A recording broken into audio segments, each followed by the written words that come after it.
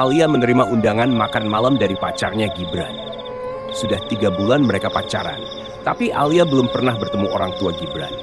Undangan itu terasa mendadak dan sedikit aneh.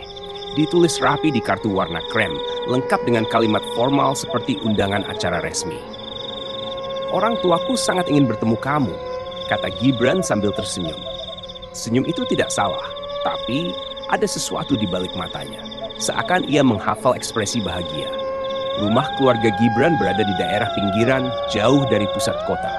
Saat mobil mereka memasuki gerbang besar, Alia merasakan bulu kuduknya meremang. Banyak kamera, terlalu banyak. Mengarah ke halaman, ke pintu, ke tempat parkir. Seakan seluruh kawasan diawasi. Ibunya Gibran menyambut dengan pelukan hangat. Hangat yang terasa dipaksakan. Ayahnya berdiri di belakang. Diam, menatap Alia dari ujung rambut sampai ujung kaki. "Sungguh menarik," gumamnya. Mereka langsung mengajak Alia berkeliling rumah. Semua ruangan rapi luar biasa. Tidak ada debu, tidak ada jejak barang pribadi. Seolah rumah itu hanya set panggung. Di salah satu lorong, Alia melihat sebuah pintu yang tidak disebutkan dalam tur. Pintu logam, berbeda sendiri, dan terkunci rapat. Saat makan malam, suasana makin aneh. Ibunya terus bertanya pertanyaan personal tentang kesehatan Alia, rutinitas, kebiasaan tidur, bahkan ukuran sepatu. Ayahnya tidak banyak bicara, hanya memperhatikan ekspresi Alia seperti sedang menilai sesuatu yang tidak ia pahami. Saat Gibran keluar sebentar mengangkat telepon, suasana berubah. Ibunya mencondongkan tubuh dan berkata pelan, "Kamu tidak perlu takut, prosesnya cepat kok." Alia terpaku. Apa maksud, Bu?" Wanita itu tersenyum begitu lebar hingga terasa tidak alami. Alia berusaha tetap tenang.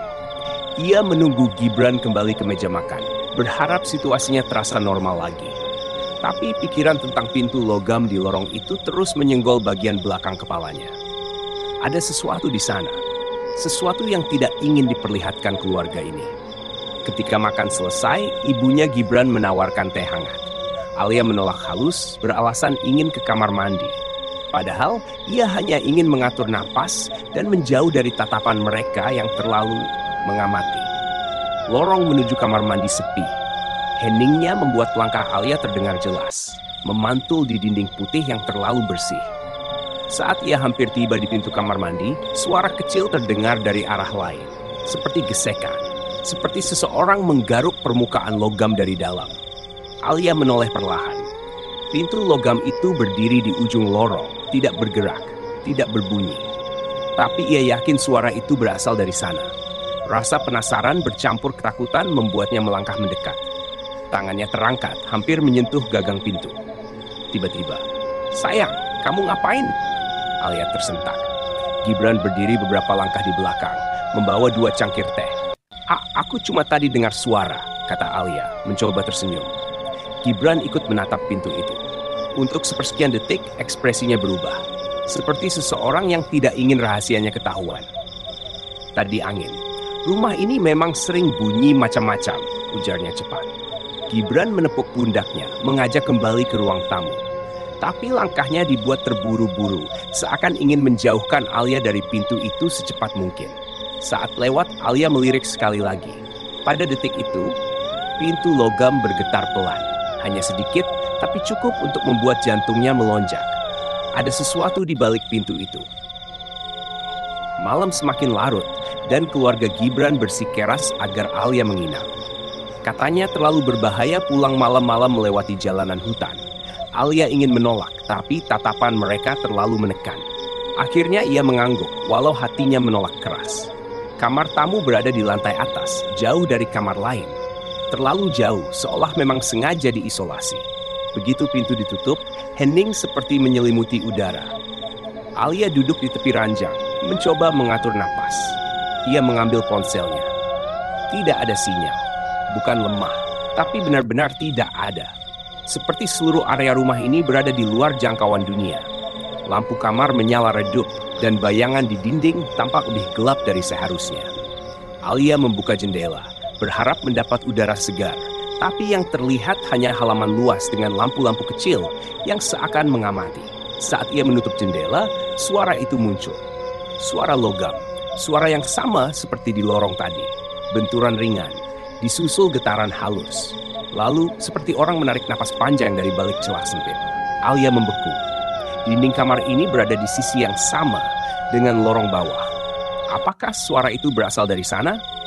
Atau apakah ada pintu logam lain di lantai atas? Ia menempelkan telinganya ke dinding. Tidak ada apa-apa. Tapi saat ia berbalik ingin duduk, terdengar suara langkah kaki di lorong lantai atas. Perlahan, beraturan. Tapi berat, seolah bukan langkah orang, melainkan sesuatu yang menyeret sebagian tubuhnya. Langkah itu berhenti tepat di depan pintu kamar tamu. Alia menahan napas. Bayangan seseorang tampak menutupi celah bawah pintu, diam di sana tanpa bergerak. Sayang, suara itu bukan suara Gibran. Terlalu serak, terlalu lambat, terlalu salah. Apa kamu sudah siap? Alia mundur beberapa langkah, jantungnya menghentak keras. Tiba-tiba, gagang pintu bergerak. Sekali, lalu 2 kali. Kemudian diputar pelan, sangat pelan, seakan sesuatu di luar sana menikmati tiap detiknya. Saat pintu terbuka beberapa senti, Alia meraih kursi terdekat dan menahannya. Suara di luar berbisik pelan. Alia, jangan lama, semuanya menunggu. Pintu terdiam, langkah itu perlahan menjauh, kembali ke lorong gelap. Pagi datang terlalu lambat. Alia tidak tidur sama sekali, hanya duduk menunggu cahaya memasuki kamar tamu. Begitu suara burung terdengar dari luar, ia memberanikan diri membuka pintu. Lorong sepi, terlalu sepi. Ia turun pelan ke lantai bawah, berniat mencari Gibran. Rumah itu terasa berbeda pada pagi hari, lebih terang, tapi tetap seperti panggung besar yang kosong. Tidak ada obrolan keluarga, tidak ada aroma sarapan, hanya hening yang mengawang. Saat melewati lorong panjang, Alia kembali melihat pintu logam itu. Pagi ini, pintunya sedikit terbuka, celah tipis, seperti seseorang lupa menutupnya rapat. Alia menelan ludah. Nalurinya mengatakan jangan. Tapi rasa penasaran yang ditekan sejak semalam justru mendorong langkahnya. Ia mendekat perlahan, berhenti tepat di depan celah kecil itu. Udara dari dalam terasa dingin. Bukan dingin biasa, dingin yang basah, seperti ruang bawah tanah yang sudah lama terkunci. Alia menyentuh permukaan pintunya. Logam itu bergetar tipis, seolah masih ada sesuatu yang bergerak di dalam. Ia menunduk sedikit, mencoba mengintip. Gelap, sangat gelap. Tapi dari kejauhan, terlihat lampu kecil berwarna merah menyala redup, seperti indikator mesin yang tetap menyala meski tidak ada orang. Tiba-tiba, dari kedalaman ruang gelap itu terdengar suara. Napas. Pelan, panjang. Seolah datang dari seseorang yang sedang menunggu. Alia mundur, merinding. Saat ia hendak menjauh, tangan terasa disentuh dari belakang. Apa yang kamu lakukan? Alia hampir menjerit. Ternyata Gibran. Tapi wajahnya tidak setenang biasanya. Matanya mengeras seperti menahan sesuatu.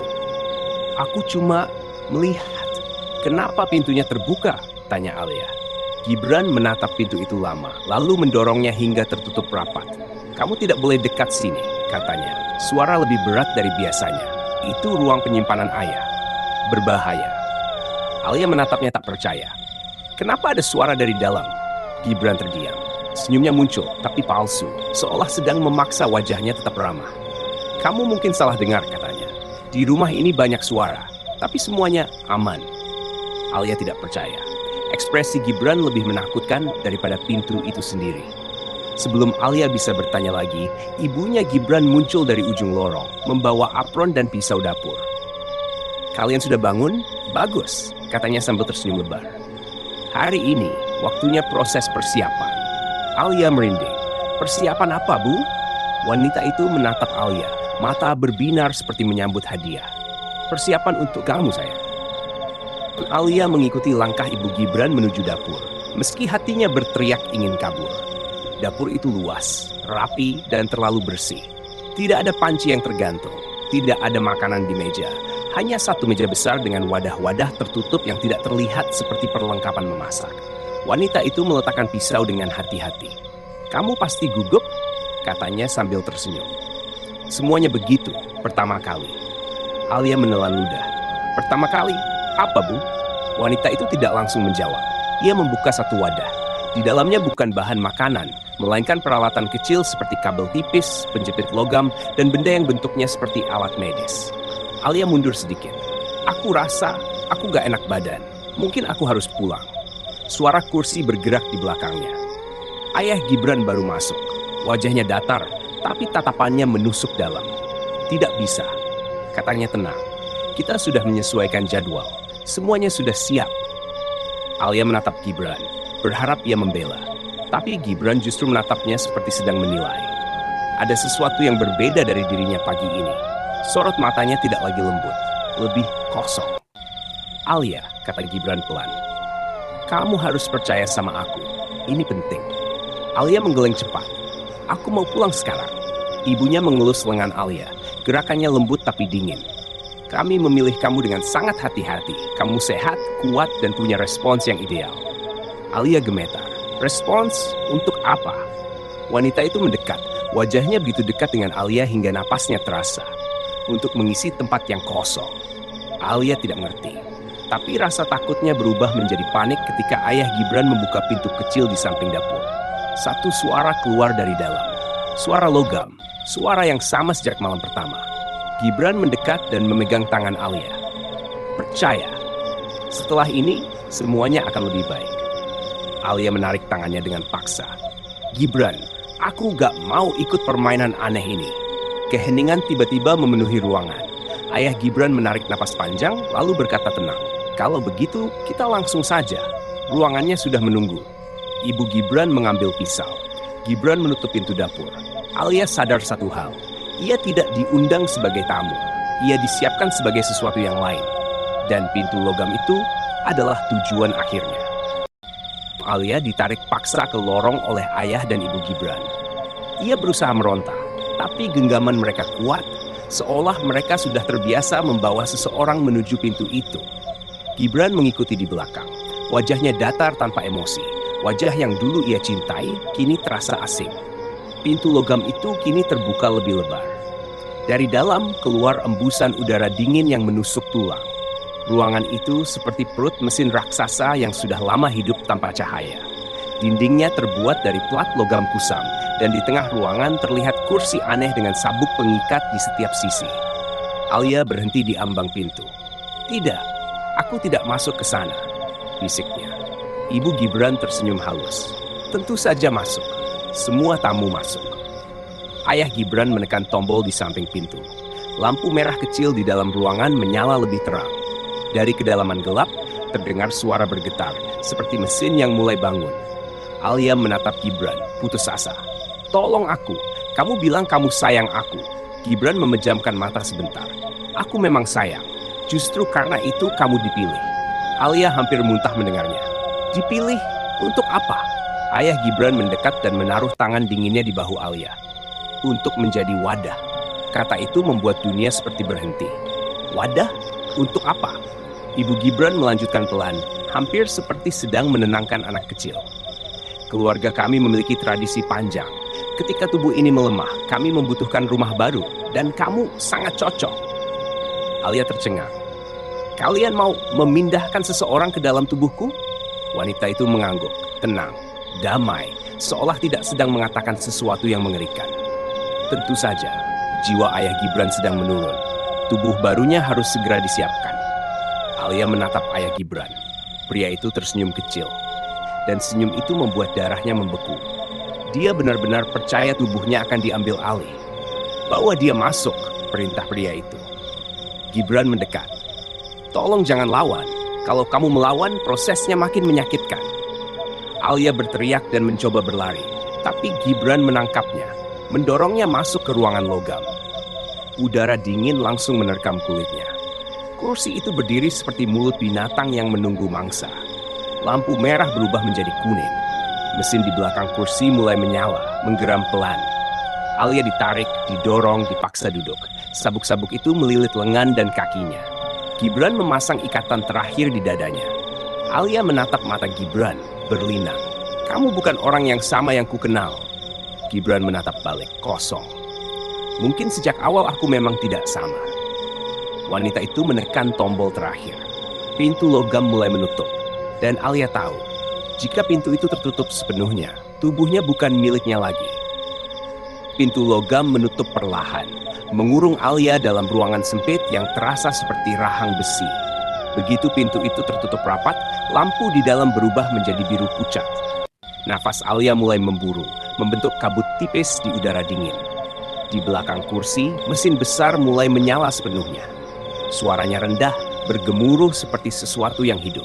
Kabel-kabel tipis di dinding mulai menyala, merambat seperti urat nadi mekanik. Di balik kaca kecil di pintu, wajah keluarga Gibran terlihat jelas. Ayahnya berdiri tegak, seakan sedang menunggu tubuh barunya. Ibu Gibran memegang bahu suaminya dengan bangga. Gibran berdiri sedikit di belakang, menatap Alia dengan tatapan kosong yang menyakitkan. Dari sisi ruangan, sebuah lengan mekanik perlahan turun, membawa alat logam kecil dengan ujung runcing. Alia merontas kuat tenaga, tapi sabuk-sabuk itu menahan tubuhnya erat. Alat itu mendekat ke pelipisnya, bergetar halus seperti sedang bersiap menembus kulit. "Tidak, tolong, jangan!" Suara Alia pecah. Suara ayah Gibran terdengar melalui speaker kecil. "Tidak usah takut. Dalam hitungan sebentar semuanya berakhir. Tubuhmu akan menjadi rumah yang baik." Alia berteriak, memanggil Gibran. "Gibran, kamu bisa hentikan ini." Untuk pertama kalinya sejak semua ini dimulai, mata Gibran tampak ragu. Ia melangkah kecil ke depan, tapi ibunya langsung memegang lengannya, menghentikan. "Jangan lembek," bisiknya tajam. "Kita sudah memilihnya dengan sempurna." Alat logam itu menempel di pelipis Alia. Rasa dingin menyerang kulit. Di belakangnya, mesin mulai bersuara lebih kencang, seperti menarik napas panjang. Di tengah putus asa, tangan Alia menyentuh sesuatu di samping kursi. Sebuah tuas kecil. Ia menariknya tanpa berpikir. Suara keras terdengar. Alat logam berhenti.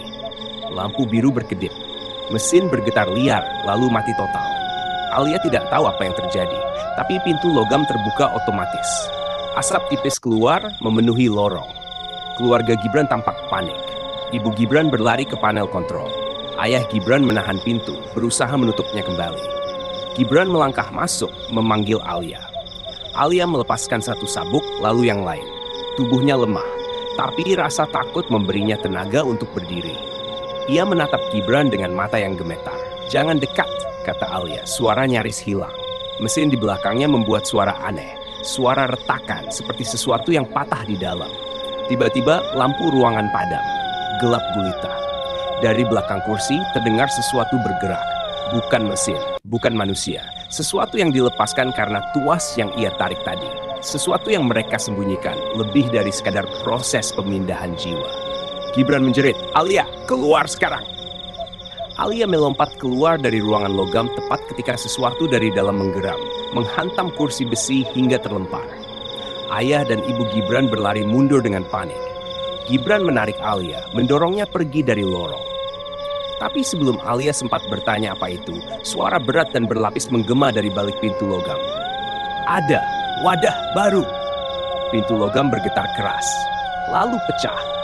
Dan kegelapan di dalam ruangan itu mulai merayap keluar, mencari tubuh baru. Alia hanya bisa berlari.